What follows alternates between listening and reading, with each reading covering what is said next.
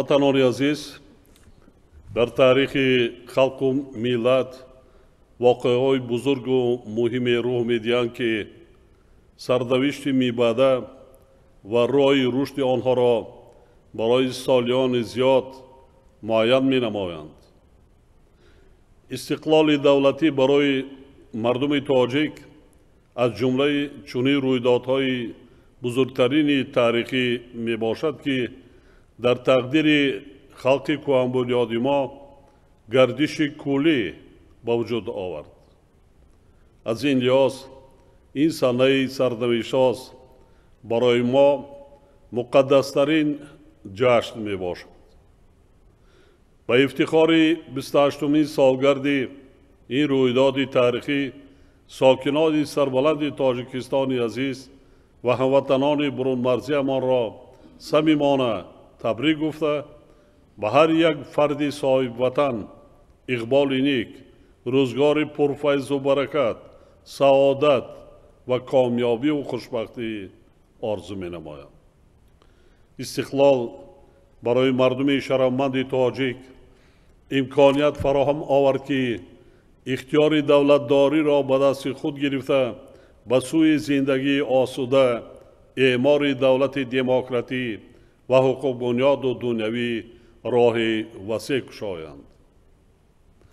соҳиби истиқлолӣ ба мардуми шарифу заҳматқарини Тоҷикистон рӯҳи нав бахшида, сатҳи худшиносӣ, эҳсоси ватандорӣ ва ифтихори миллии хурду бузурги кишварро ба зинаи нав бардошт. таи даврони соҳибистиқлолӣ миллати кӯҳанбунёди мо бо таҷрибаву собиқаи давлату давлатдорӣ марҳалаи тақдирсози расидан ба сулҳу ваҳдати миллиро паси сар кард ва дар шоҳроҳи амалӣ намудани нақшаҳои азими созандагӣ, ки ҳадафашон бо тақдири наслҳои имрӯзаву оянда пайванди мустақим дорад, қадамҳои устувор гузошт. ба шарофати истиқлолу озодӣ, сулҳу оромӣ, суботи сиёсӣ ва ваҳдати миллӣ мо барои амалӣ намудани ҳадафҳои стратегии миллиамон ҳамаи заминаҳои заруриро фароҳам овардем ва дар як давраи начандон тӯлонии таърих даҳҳо лоиҳаи ҳаётан муҳими саноативу энергетикӣ ва иҷтимоиро татбиқ карда, ҳазорҳо километр роҳҳои замонавӣ ва нақбу пулҳо бунёд намудем, ки имрӯз ҳамаи онҳо ба манфиати мардуми шарифи Тоҷикистон хизмат карда истодаанд. бо вуҷуди мушкилоти зиёди солҳои гузашта, аз ҷумла буҳронҳои шадиди молиявиву иқтисодии ҷаҳонӣ, мо муваффақ шудем, ки иқтисодиёти кишварро ба маҷрои рушди устувор равона созем. натиҷаи ҳамин аст, ки таи 15 соли охир суръати афзоиши солонаи маҷмӯи маҳсулоти дохилӣ ба ҳисоби миёна на камтар аз 7%-ро ташкил медиҳад. дар ин раванд мо беҳтар кардани сатҳу сифати зиндагии мардум ва ҳифзи иҷтимоии аҳолиро дар сархати фаъолияти ҳаррӯзаи давлат ва ҳукумати мамлакат қарор додем ва тавре ки ҳамватанони азизамон эҳсос мекунанд, ин сиёсатро бо истифода аз тамоми захираву имкониятҳо устуворона идома дода истодаем.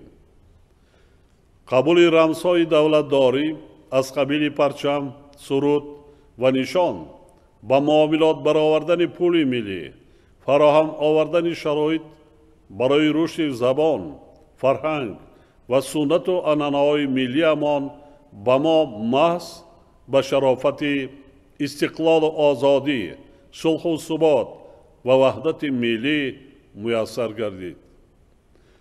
ҳамчунин тавассути райпурсии умуми халқӣ қабул шудани санади сарнавиштсоз конститутсия, ки барои бунёди давлати معاصر دموکراتی، حقوق بنیاد، دنیوی و اجتماعی تاجیکستان زمینه گذاشت.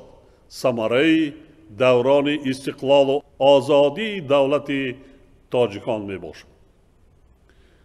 در ظرف 28 سال ما با تشکل جهانبینی ملی دقت اولین درجه داده نسل نورست را در رویه وطن دوستی، خودشناسی و خودآگاهی به کمال رسانیدیم و امروز دلپرانه اظهار می داریم که در قلب آنها محبت تاجیکستانی عزیز نقش استوار پیدا کرده است.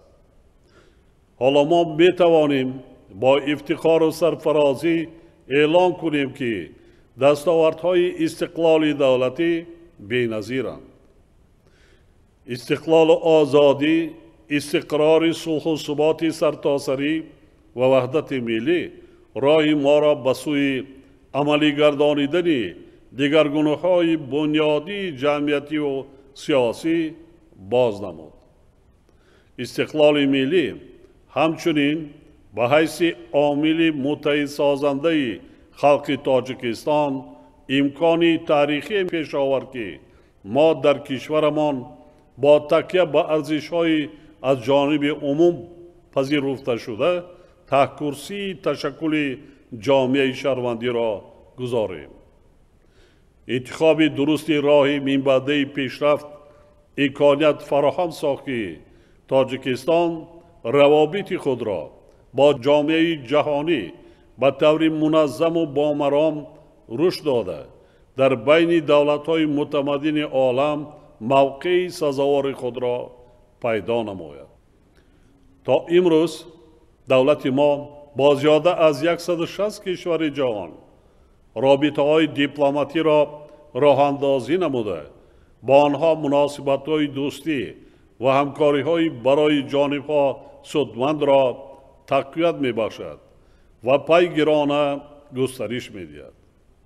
تاجیکستان صاحب اختیار ما همچون عضو کامل حقوق جامعه جهانی و ده‌ها سازمان بین المللی و منطقوی در حل مشکلات و مسائل مبرم زمان سهم نظررس خود را می‌گذارد. در مدت نچندان طولانی 4 تشبث جهانی تاجیکستان در ساحه آب در سطح سازمان ملل متحد پذیرفته شد که گواهی آبروی بلند بین المللی کشور عزیزمان و اعتراف نقش آن در پیشبرد مسائل مبرم مربوط به آب در سطح جهانی می باشد. جلب هرچه بیشتر توجه جامعه جهانی به دریافت راه‌های مؤثر مقاومت به خطر و تهدیدهای زمان معاصر از قبیل تروریسم، اکستریمیسم، قاچاق مواد مخدر و جنایت‌های متشکل فراملی سمت دیگری تلاش‌های پیگیرانه دولت تاجیکستان در عرصه بین المللی می باشد. همدیاران ارجمند، به خاطر تامین نمودن پیشرفت باثبات اقتصادی مملکت علاوه به 3 هدف استراتژی ما صنعت کنانی با سرعت کشور را هدف 4 ملی اعلان نمودیم. محض همین هدف تاجیکستان ما را از کشور اگراری و صنعتی به کشور صنعتی و اگراری تبدیل داده برای رشد بی‌میلان آن راهی وسیع می‌گشاید. فردا اگریگت دوم انشاءات عظیم عصر نیروگاه برقی آبی راغون به کار انداخته می شود. یعنی ما به سوی تامین نمودن استقلال انرژتیکی باز یک قدم استوار می‌گذاریم. با کار آغاز کردن اگریگت دوم نیروگاه راغون دستاورد بزرگی مردم تاجیکستان در سال جاری یعنی 28مین سالگرد استقلال وطن محبوبمان می باشد. اعتماد کامل دارم که خلق با شرف و سربلند تاجیک با عزم و اراده قوی و زحمت بنیادکارانه همه هدف و نقشه های پیش بینی گردیده را عملی کرده تاجیکستان عزیزمان را در آینده نزدیک به یک کشور نیرومند و پیشرفته تبدیل می‌دهد. البته ما هنوز به مشکلات و کمبودی نیستیم. در نزد ما حالا وظیفه‌های زیادی قرار دارند. باور دارم که ما تمام مشکلات موجوده و وظیفه‌های سازندگی را با سرجمی و متحدی خلقمان و با زحمت اهلانه ساکنان سربلندمان برطرف و حل و فصل می‌کنیم. با اطمینان اظهار می‌دارم که مردم شریف تاجیکستان به خاطر تحکیم پایه‌های دولتداری نوین خود صلح و ثبات و وحدت ملی پیش از پیش سعی و تلاش کرده به سوی دستاوردهای بیشتر قدم‌های استوار می‌گذارند و نفوذ و اعتبار مملکت را در عرصه بین المللی باز هم استوار می‌گردانند. با چنین نیت و آرزوهای نیک بار دیگر خرد و بزرگ کشور و هموطنان برون مرزیمان را به افتخار 28 سالگی استقلال صمیمانه تبریک گفته به هر فرد تاجیکستانی عزیز تندرستی، آبادی خاندان، به وطن محبوبمان صلح و آسایش پایدار و پیشرفت و ترقیات روزافزون آرزو می نمایم. جشن استقلال و آزادی وطن مبارک باشد همدیاران عزیز.